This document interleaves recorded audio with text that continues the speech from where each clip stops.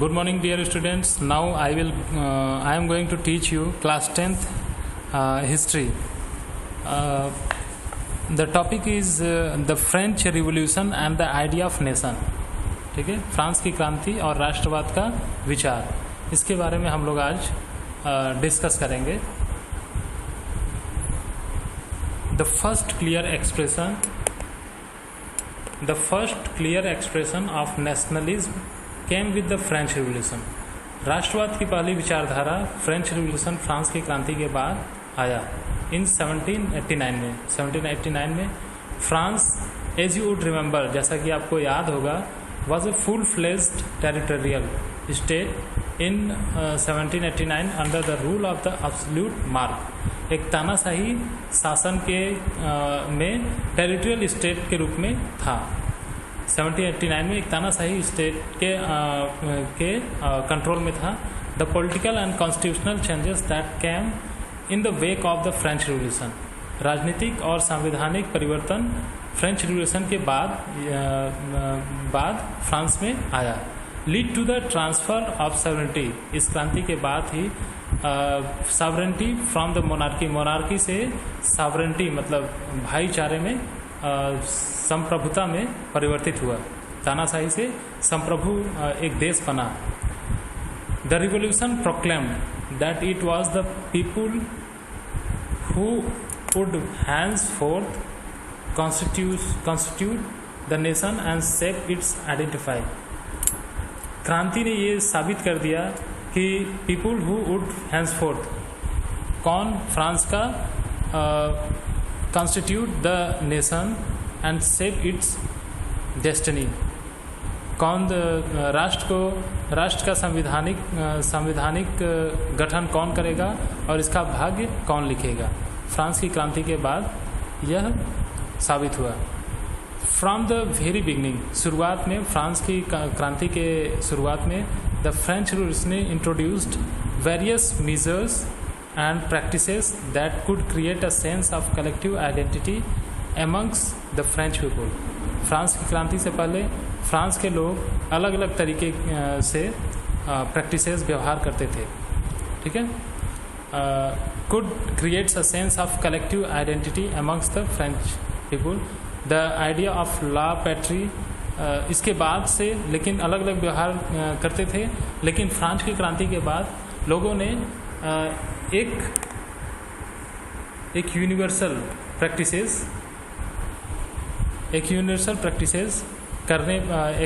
Practices बनाने के लिए विचार किया. उन्होंने विचारधारा लाई द लॉ ऑफ पैट्री, मतलब एक राष्ट्र.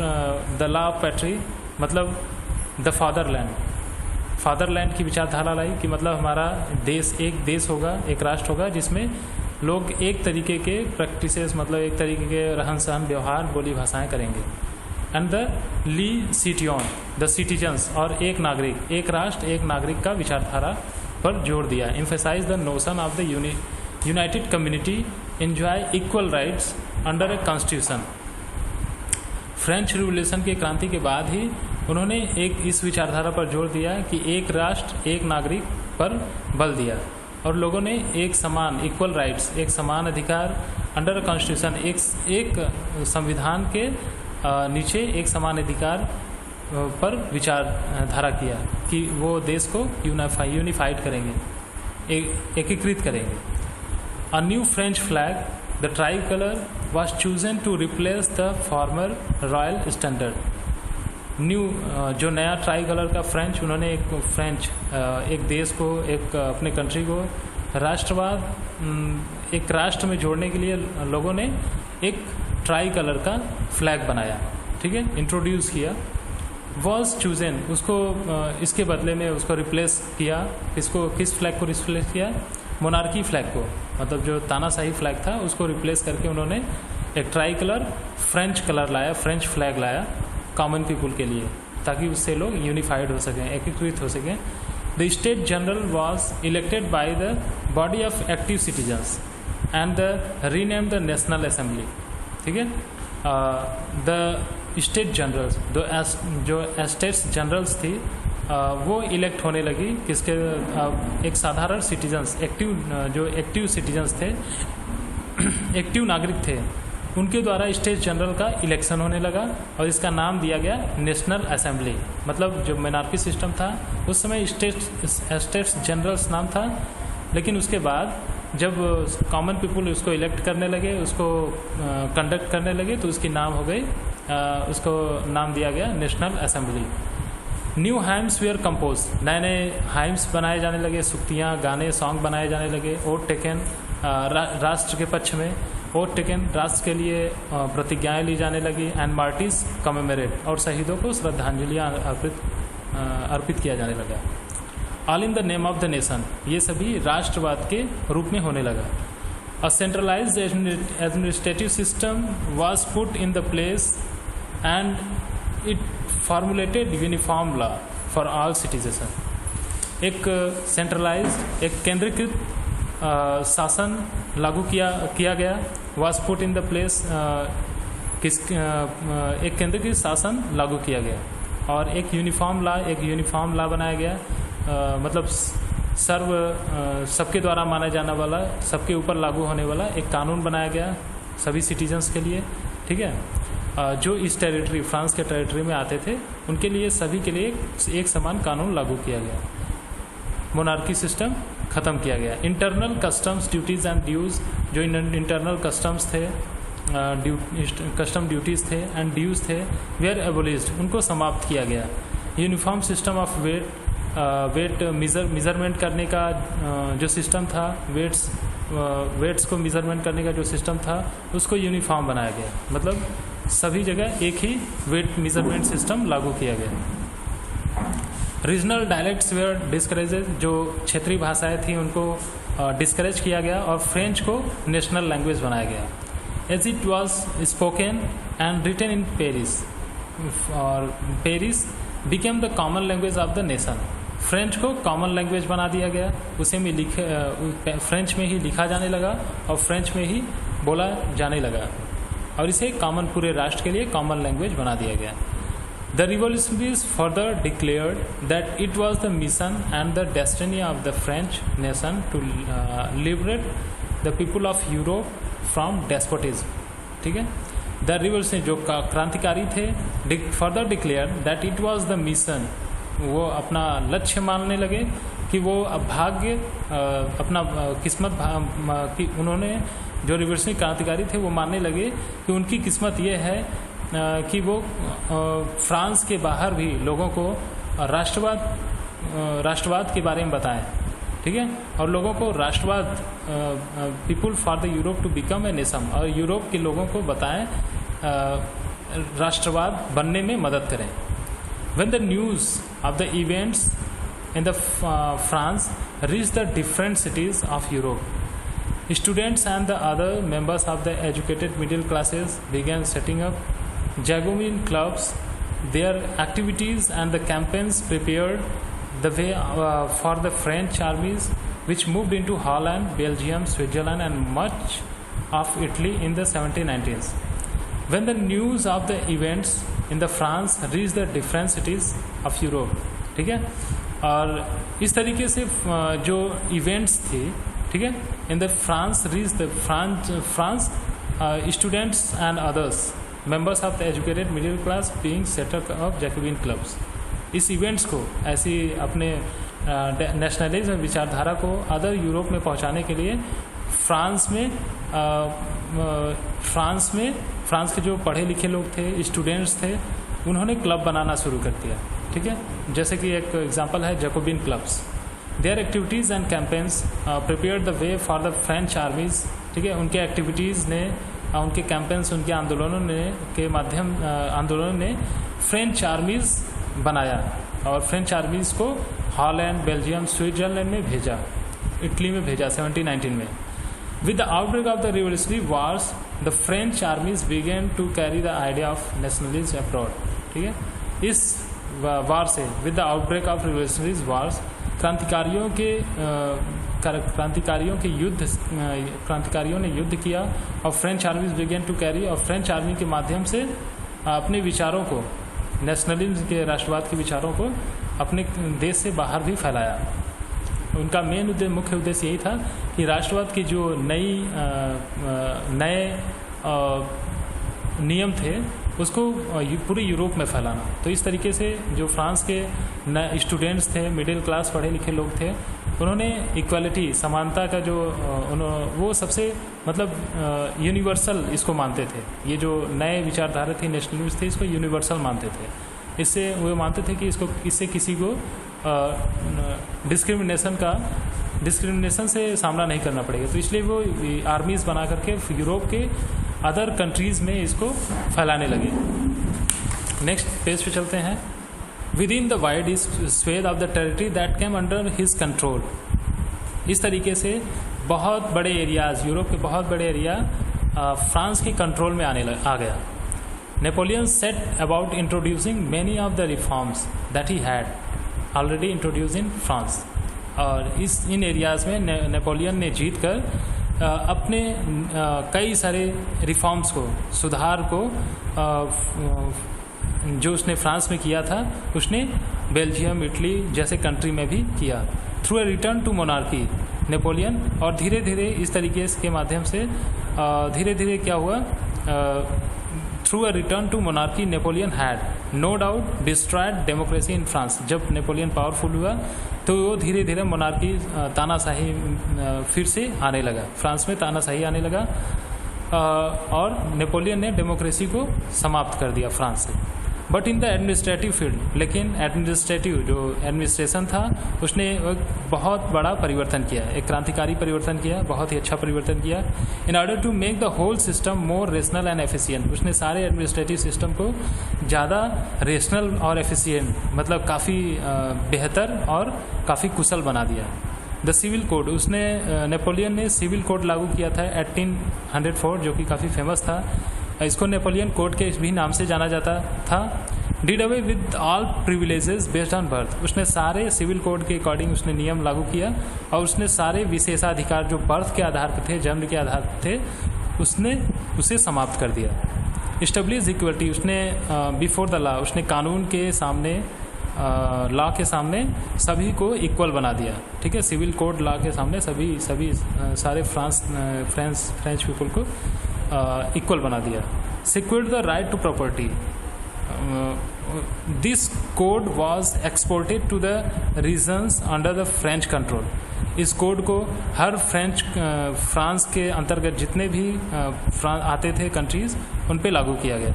इन the Dutch Republic, in the Switzerland, in the Italy and Germany, इन सभी जगहों पर ये फ्रेंच कोड लागू किया। Napoleon simplified administrative division, abolish, उसने एडमिनिस्ट्रेटिव डिवीज़न का काफ़ी सरलतम एडमिनिस्ट्रेटिव डिवीज़न, एडमिनिस्ट्रेटिव प्रशासन को काफ़ी सिंप्लीफाइड, सरल तरीके से बांट दिया, सरलतम कर दिया।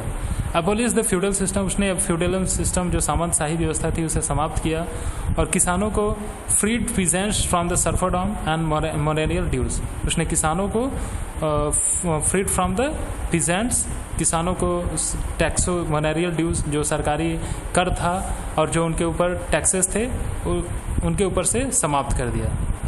In the towns too guild restriction were removed, शहरों में जो एसोसिएशन, व्यापार की जो संस्थाएं बनी हुई थी, व्यापारिक संस्थाएं, उन्हें समाप्त कर दिया। इससे व्यापार करने में लोगों को मदद होने लगी। Guild a kind of A tax build by the associations, जो व्यापारिक संस्थाएं थी, व्यापार करने के लिए जो नए नए नियम बनाते थे, टैक्सेस लगाते थे, उनको सब समाप्त कर दिया। तो इससे लोगों को व्यापार करने में आसानी होने लगी। Transport and communication system were improved, Napoleon ने ट्रांसपोर्ट सिस्टम और कम्युनिकेशन सिस्टम को काफ़ी इम्प्रूव किया, सुधार किया। Peasants, artisans, workers and new business man enjoyed a new found freedom, किसानों को, कलाकारों को, मजदूरों को और बिजनेसमैन को जो नई आज़ादी मिली थी वो उसका भरपूर आनंद उठा रहे थे।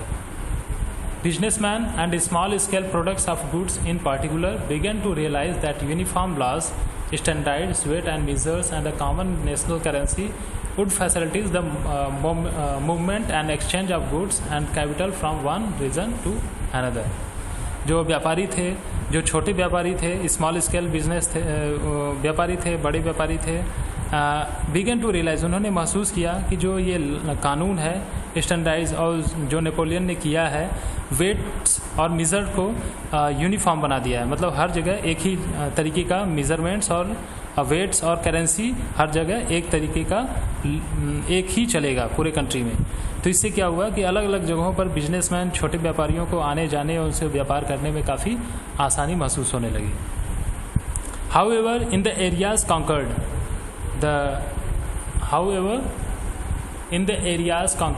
the reaction of the local population to French rule were mixed. However, in the areas conquered, Napoleon द्वारा जीते गए जो क्षेत्र थे वो अब लोकल पॉपुलेशन और जो फ्रांस के कंट्रोल में थे, नियंत्रण में थे, उनकी जो कल्चर्स थी वो मिक्स होने लगी। Initially, in many places such as Holland and Switzerland, as well as in the certain cities like Brussels, Milan, Marsa, the French armies were welcomed. और कई सारी जगहों पर in many places जैसे Holland, Switzerland, as well as certain cities like Brussels, Milan, Marseille, इन सभी जगहों पर फ्रेंच आर्मीज़ को देवदूत की तरह, स्वतंत्रता के दूत की तरह स्वागत किया जाने लगा। बट द इनिशियल एंथुसिज्म, लेकिन धीरे धीरे जल्द ही उनकी जो एंथुसिज्म, जो उत्साह था वो कम पड़ने लगा। एज इट बिकेम क्लियर, उनको ये दिखाई देने लगा दैट न्यू एडमिनिस्ट्रेशन, जो नया अरेंजमेंट है, सिस्टम है, did not go hand in hand, ठीक है, पॉलिटिकल फ्रीडम एक हैंड से, वन हैंड से, मतलब दूसरे के हैंड में वन हैंड इन हैंड नहीं जाने वाला है, मतलब एक ही व्यक्ति के पास रहने वाला है, वो था नेपोलियन। इंक्रीज्ड टैक्सेशन, और ये टैक्सेशन का बढ़ा होना, टैक्सेशन, नेपोलियन टैक्स को बढ़ा दिया था, इंक्रीज टैक्सेशन। सेंसरशिप, उसने कई सारे सेंसरशिप लगा दिए थे, ठीक है, लोगों को टोकना रोकना। फोर्स्ड कंस्क्रिप्शन, लोगों को फोर्सफुली आर्मीज़ में भर्ती, फ्रेंच आर्मीज़ में भर्ती होना पड़ता था।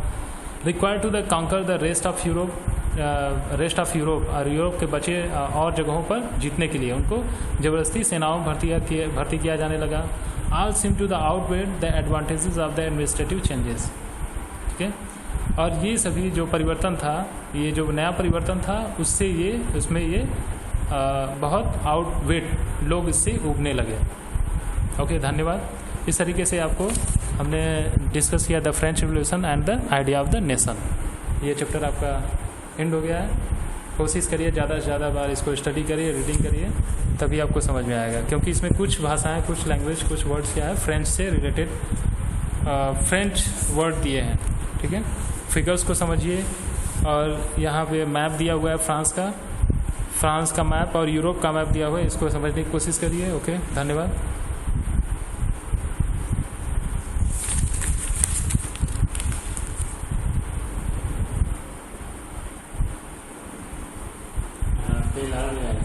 हाँ, 5 है ऐसा ना, कितना 36 की 8 है।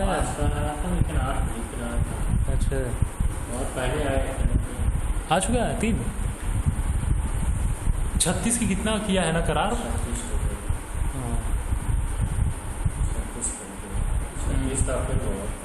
36 राफेल बहुत, तो अकेले हमको लग रहा है कि राफेल पाकिस्तान के लिए 36 राफेल है, काफ़ी है। 300 मीटर प्रति सेकेंड, मतलब वो दिखाई देगा 1 सेकेंड में, उसकी रफ्तार आज दिखा रहा था कि 300 मीटर प्रति सेकेंड। घंटा कितना होगा?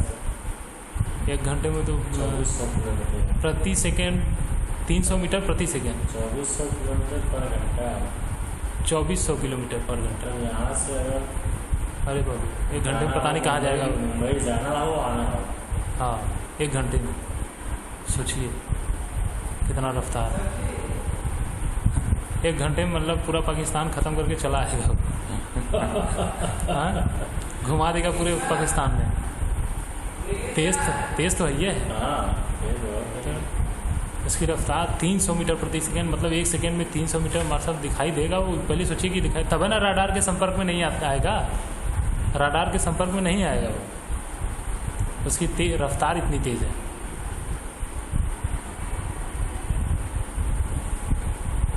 एक मिनट में 300 मीटर, मतलब 1 मिनट में आपका